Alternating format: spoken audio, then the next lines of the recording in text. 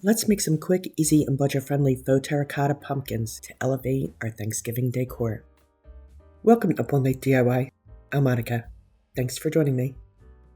Okay, so we're going to need some Dollar Tree pumpkins or whatever pumpkins you have on hand. I'm also using Model Magic clay to improve and extend the stem, because that thing is sad. I'm also going to use a little bit of JoSonja texture paste to add a little texture.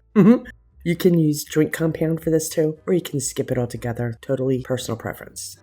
I'll create my terracotta color by mixing Americana terracotta and Oyster beige to get the shade I want. So first, let's work on the stem. So I'm going to grab a handful of clay and condition it by kneading it. And then I'm going to roll it into a snake. Not too thick, not too thin. I'm going to make it on the longer side because I want to coil this around the stem that's already on there to extend it. And starting at the base, I'll coil it around the plastic stem, extending the stem just a wee bit. I like the look that the coiling gives the stem. It's a wee bit, whimsical. So I kind of want that. I want it to be organic, but also have a little whimsy. So I'm going to press it and make sure that it's really sticking, and I'll shape it as I go.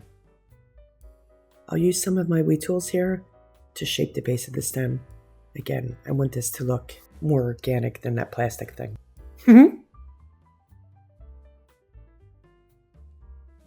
Rolled another skinny snake to coil around the stem to give it like a tendril. You feel me? Right, so I'm just going to start at the base, and I'm going to coil this up that stem and see what we get.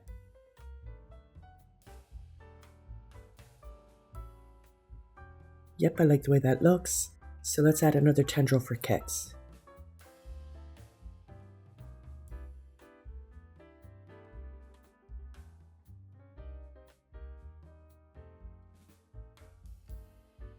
Okay, so now that this is done, we'll do it to the other pumpkin as well. I did this stem slightly different. It's a little more swirly to start out with, but we're going to add some tendrils to this and see if we like it.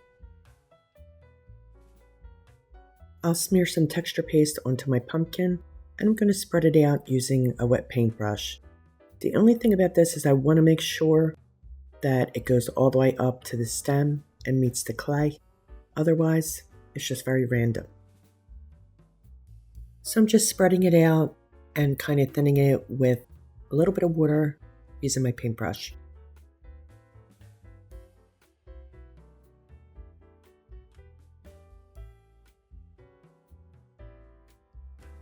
And of course, same for the other pumpkin.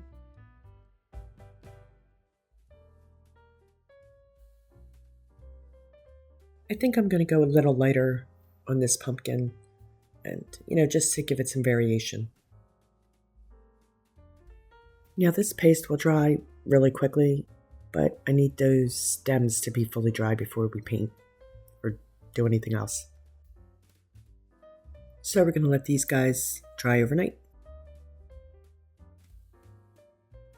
Right, so the clay stems are dry and we're ready to get painting. So the first thing I'm going to do is I'm going to give them a coat of white chalk paint.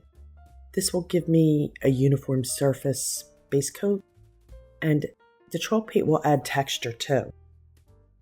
I made a small pumpkin off camera just using the chalk paint, and that looks good as well. Yeah, so I would say it's really just a matter of personal preference of how much texture you might want.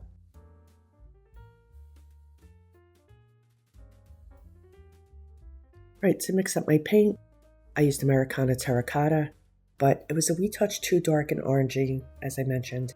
So I added some Americana Oyster beige to get my preferred shade. I feel like this is much more realistic in color. Let's get into it. I'm going to start with the stem and give both pumpkins 2 full coats of my paint mix. Is everybody ready for Halloween? Have all your candy in for all the ghouls and goblins? I was really on the fence about maybe doing another Halloween project, but I do like to do a Thanksgiving project every year because I think that holiday gets overlooked. Next week, we start all of our Christmas collabs. So I just wanted to slide this quick Thanksgiving project in.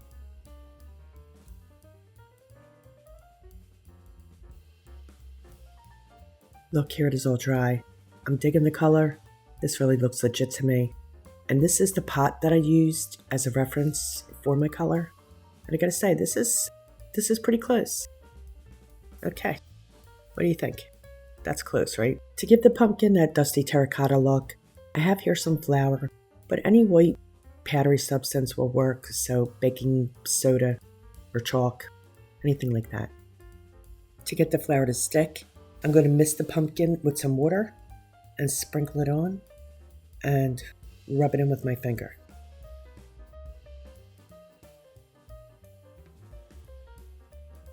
So you can add as much or as little of this as you like. Totally up to you.